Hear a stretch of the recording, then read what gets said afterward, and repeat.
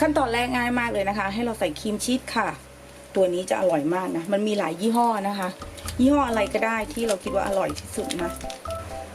ใส่เนยลงไปนะคะ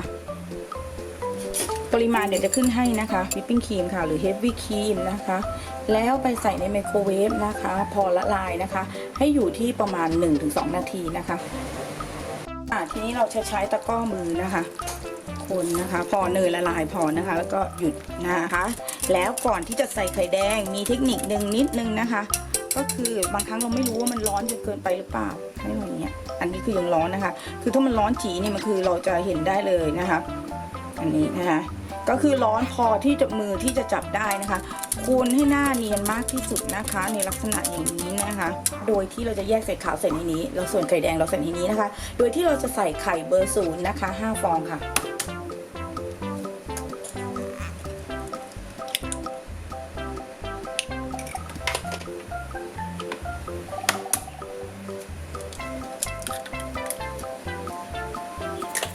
นี่นะคะปึ๊บนะคะนี่นะคะจะมาคนในส่วนของไข่แดงกันก่อนค่ะนะคะไข่แดงนะคะ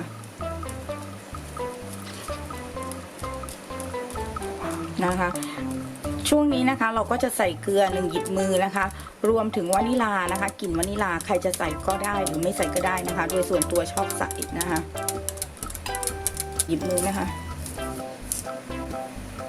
คนให้เข้ากันนะคะทีนี้มาในส่วนของไข่ขาวกันนะคะเราจะมีตัวช่วยในการตั้งนะที่เราจะมีมะนาวนะคะเป็นตัวช่วยนะคะโดยที่ไม่ต้องใช้ครีมอัลทาเราตีนะคะในลักษณะเดี๋ยวสูตรจะขึ้นไว้ให้ตรงนี้นะคะในส่วนของไข่ขาวเราจะตี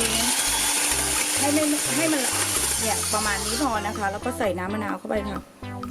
ประมาณ1/4 ช้อนชานะคะ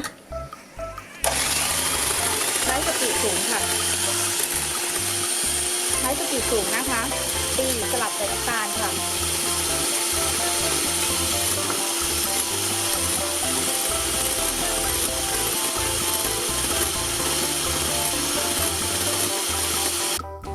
ค่ะเช็คนะคะว่าได้หรือยังนะคะวิธีการเช็คนี่ค่ะลองนี้นะคะคือตั้งยอดอ่อนนะคะได้แล้วทีนี้เราตีด้วยสปีดต่ำค่ะ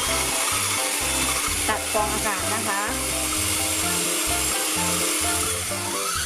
เราจะได้เรียบร้อยนะคะเมื่อกี้สารแทนความหวานนะบอกน้ำตาลสารแทนความหวานนะคะที่มีส่วนผสมของย่าหวานนะคะซึ่งมันจะออกเป็นสีแบบน้ำตาลหน่อยหนึ่งนะคะซึ่งตัวนี้หาซื้อได้ที่โลตัสสาขาหรือบิ๊กซีนะคะทีนี้เราในการผสมกันนะคะวิธีการไม่ยากค่ะทีนี้นะคะวิธีการผสมนะคะจะไม่ยากเลยนะคะวิธีการผสมนะคะเราจับไข่ขาวมันตะล่อมใส่ไข่แดงนะคะเบามือนะคะพลิกประมาณ 2-3 ครั้งแบ่งไข่ขาวสัก3 รอบนะคะนี่นะคะยังเยอะอยู่ขอแบ่งสัก3 รอบนะทีนี้เริ่มตะล่อมค่ะเบามือนะคะนี่นะคะให้ส่วนผสมของไข่ขาวผสมเข้าไปในเนื้อของไข่แดงนะคะแล้วก็ค่อยๆใส่เรื่อยๆนะคะเหมือนจะลงค่ะทีนี้นะคะให้เราเทต่ำๆนะคะหลังจากที่เราโขลกนะคะด้วยอย่างนี้นะข้างล่างเราทาเนยไว้นะคะเราเทต่ำๆที่สุดนะคะกันฟองอากาศนะบับเบิ้ลนะคะค่ะหลังจากนั้นเราเคาะพิมพ์นะคะเพื่อให้ฟองอากาศมันหายไปนะคะหลังจากนั้นเดี๋ยวเราจะอบรองน้ำนะคะด้วยอุณหภูมิที่150 องศานะคะไฟบนไฟล่างนะคะเป็นเวลา1 ชั่วโมงครึ่ง1 ชั่วโมงเป็นเวลา1 ชั่วโมงกับ20 นาทีเดี๋ยวเราไปทำกันค่ะใส่โต๊ะอบกันนะคะแล้วก็อบไฟบน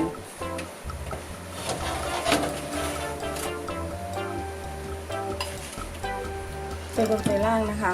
150 องศานะคะเป็นเวลานะคะประมาณ1 ชั่วโมงกับ20 นาทีนะคะอันนี้เทน้ำร้อนไปอีกอย่างหนึ่งคือพอมันสุกแล้วนะคะให้เราแง้มฝาไว้นิดนึงนะคะทีนี้เรามาดูความเด้งดึงกันนะคะเค้กที่ไม่มีส่วนผสมของแป้งและน้ำตาลเลยนะคะว่าเด้งขนาดไหนเราดูกันค่ะแล้วเดี๋ยวเราก็จะมาตบกันนะคะ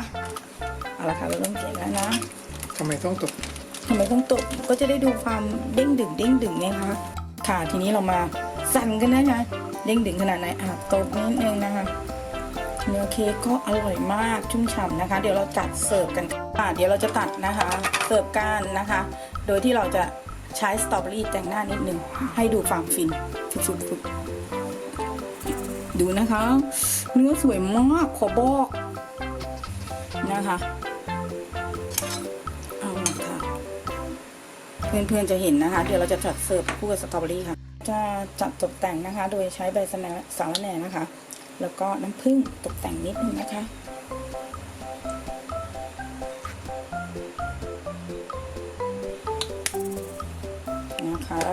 ก็เห็นถึงความ